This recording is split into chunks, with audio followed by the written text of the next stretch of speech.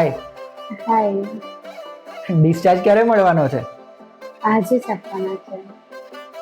અરે વાહ, I thought કે 4 દિવસ થઈ ગયા તો આજે મળવો જોઈએ, અને તે તો ગુડ ન્યૂઝ આપી. બરાબર, તને તો બધું જ ખબર હોય છે ને. હા, બસ તારા માટે ઇન્ટ્યુશન્સ બહુ જ સ્ટ્રોંગ છે. એ તો હું પણ માનું.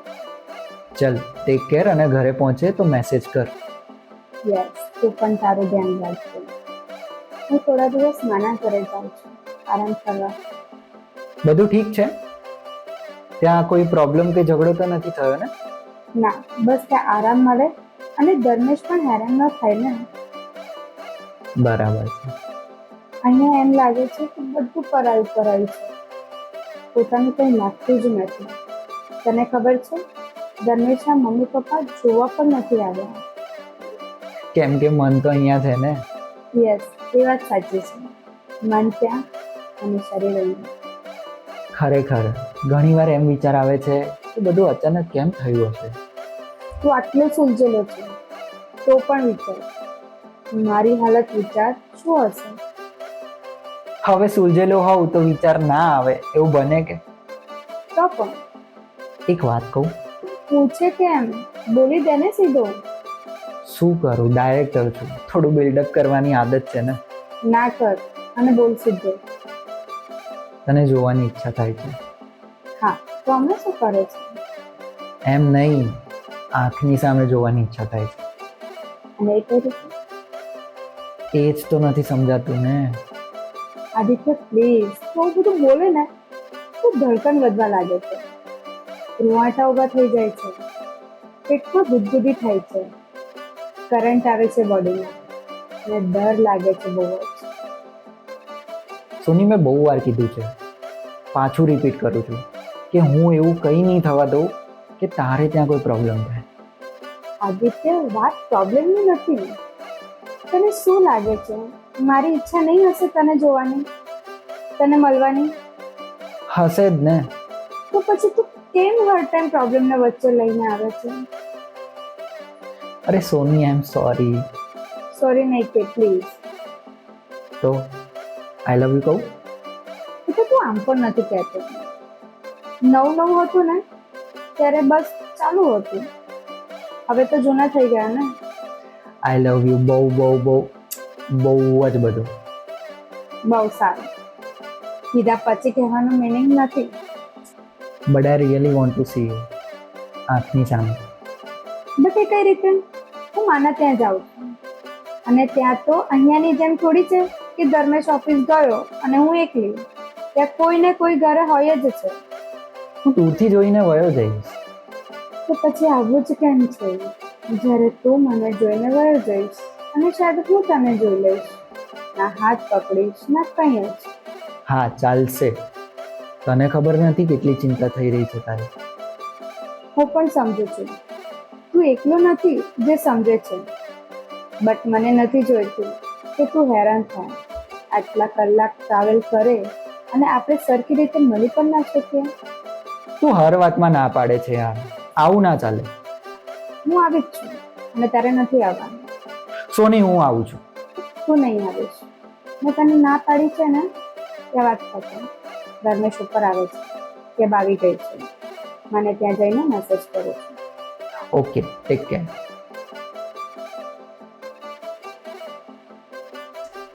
એ ભલે ના પાડે છે, હું તો જઈશ. દૂરથી જોઈ લઈશ એને. નથી ચાલી રહ્યું એને જોયા વગર. પણ ઘરે શું કહીશ? ઘરે તો ઠીક, કૃપાને શું કહીશ? આદિ, તને નથી લાગતું થોડો ચેન્જ થઈ ગયો છે? કૃપા, તને એવું નથી લાગતું કે તું મારી લાઈફમાં વધારે જ ઇન્વોલ્વ થઈ રહી છું?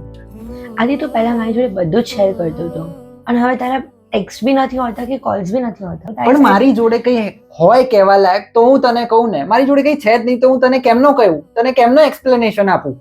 કેમ આટલો બધો બીજી સડનલી? પહેલા તો મારી જોડે બધું જ શેર કરતો હતો, સવારથી સાંજ. મારી જોડે એવું કંઈ જ નથી કૃપા, સમજવાનો ટ્રાય કર પ્લીઝ. આદિ, હું કયો ચેન્જ છે કે તું આટલો બધો ચેન્જ થઈ ગયો એ ચેન્જના લીધે? એ તારો પ્રોબ્લેમ છે, તું તારી રીતે ફિગર આઉટ કર.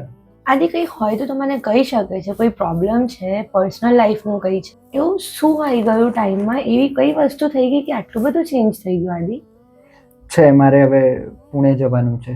કેમ પુણે? એવું કયું કામ છે બિઝનેસ રિલેટેડ કે કૃપા, તને એવું નથી લાગી રહ્યું કે તું વધારે જ ક્વેશ્ચન પૂછી રહી છું, તું વધારે જ આ વાતને ખેંચી રહીને ઇન્વોલ્વ થઈ રહી છું આ વાત? એટલો કયો ટાઈમ તારો બિઝી થઈ ગયો આદિ? ઓબ્વિયસલી મારા વર્કમાં બિઝી હોઈશ ને, તને લાગે છે? તો એવું તો શું થઈ ગયું કે તારી જોડે હવે ટાઈમ બી નથી વાત કરવા માટે? તો મેં તને અત્યારે તો કીધું કે મારે જવાનું છે પુણે. તું એ તો જો મારા કેટલા લાઈફમાં અસલ ચાલી રહ્યા છે તને ખબર છે, છતાંય તું મને વારે ઘડી એકનો એક ક્વેશ્ચન વારે ઘડીએ તું મને પૂછી રહી છે.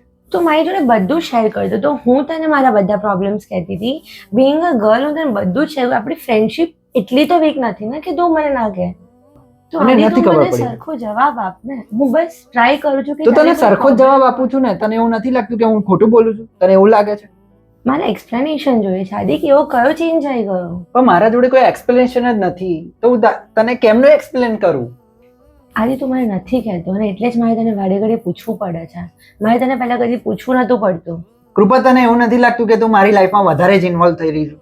આદિ હું તારી સાથે છું બટ તું મારી સાથે નથી. But it's okay anyways. Hello જાન, કેમ છે? તને બહુ જ ખુશી થાય છે ને હું અહીંયા હોઉં એટલે? ઓબ્વિયસલી, તમારો પ્રેમ તમારા પાસે રહી શકે એનાથી વધારે કોઈને શું જોઈએ? તને ખબર છે તું મારી અને તારી બંનેની આદત બગાડે છે. હું નહીં હોઈશ ને ત્યારે આપણે બંનેને તકલીફ થશે. નહીં થવા દઈશ તકલીફ, ટેન્શન ના લે. આ આવ્યો મોટો. એક વાત કહું કે? હા બોલ ને. તારા માટે જ તો આ દુનિયામાં આવી છું. તને જોવી છે, તો હમણાં શું કરે છે? આંખોની સામે જોવી છે. Not again Aditya. હું દૂરથી જોઈને વયો જઈશ, કઈ નહીં થશે. પણ એ કઈ રીતે? હું બેડ પરથી ઉઠી પણ નથી શકતી એન્ડ યુ નો ધેટ. હું હોઈશ ને તો તું ઉઠી જઈશ, આઈ નો. મને મારા પ્રેમ પર ભરોસો છે. આદિત્ય આપણે નહીં મળી શકીએ. મેં તને કીધું છે ને કે મને નથી જોઈતું કે તું હેરાન થાય. હું નહીં હેરાન થઉં, આઈ પ્રોમિસ. દૂરથી જોઈને વયો જઈશ. નહીં યાર, મને આ ઠીક નથી લાગતું. પ્લીઝ સોની, મને પણ ખબર છે તને પણ ઈચ્છા છે મને મળવાની. હા, પણ હું મળી શકું તને, તારો હાથ પકડી શકું એ ઈચ્છા છે. એ પણ થશે, બટ ફર્સ્ટ સ્ટેપ તો લેવા દે. હું તને હા નથી પાડતી, પછી તારી મરજી. ઠીક છે, મારી મરજી. બાય. भूल जाते हो सब जब तू साथ होता है, जब तू पास नहीं तेरा एहसास होता है. तूने समझा मुझे इसलिए तो तू खास लगता है. क्यों पास लगता है, तू खास लगता है. तेरे संग हर लम्हा एहसास लगता है.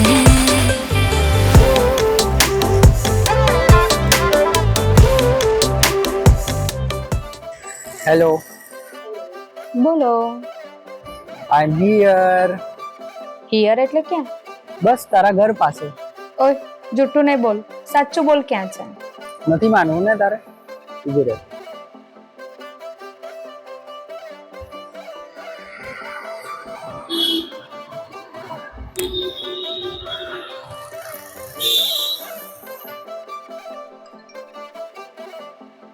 આદિત્ય પાગલ છે તું? યસ, પૂરેપૂરો તારા માટે. મેં ના પાડી હતી ને તને આવવાની. તે કીધું હતું ને તારી મરજી, અને અમારી મરજી હતી. સાવ પાગલ છે તું. એ છોડ, એ કે તારા દર્શન કઈ રીતે થશે?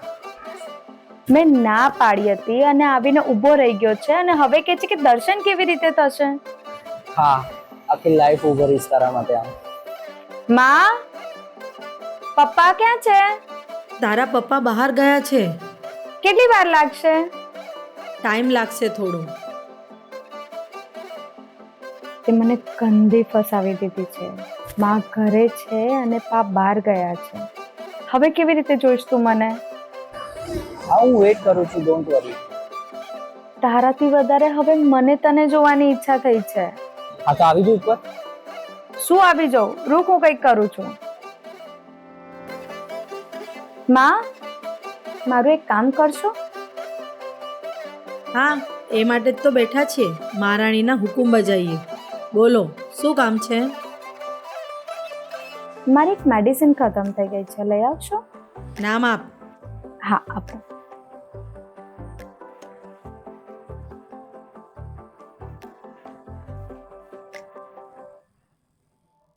માં નીચે આવે છે, હું કહું એટલે તું ઉપર આવજો, પણ માની નજરોથી બચીને. ડોન્ટ વરી, હું ત્યાં મને માસ્ક તારી લઈશ. તું ઉપર આવે એટલે મને કે, હું દરવાજો ખોલું. દરવાજો નથી ખોલવો. આદિત્ય, પાગલ નહીં બન, તું ઘરે આવ, હું ઊભી થઉં છું. मैं क्यों पास लगता है, तू खास लगता है, तेरे संग हर लम्हा एहसास लगता है.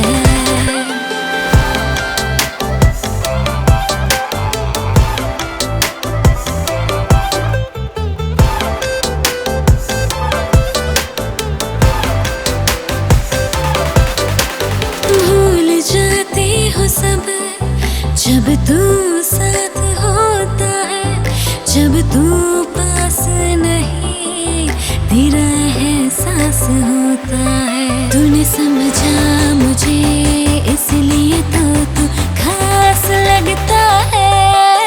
क्यों पास लगता है, तू खास लगता है, तेरे संग हर लम्हा एहसास लगता है.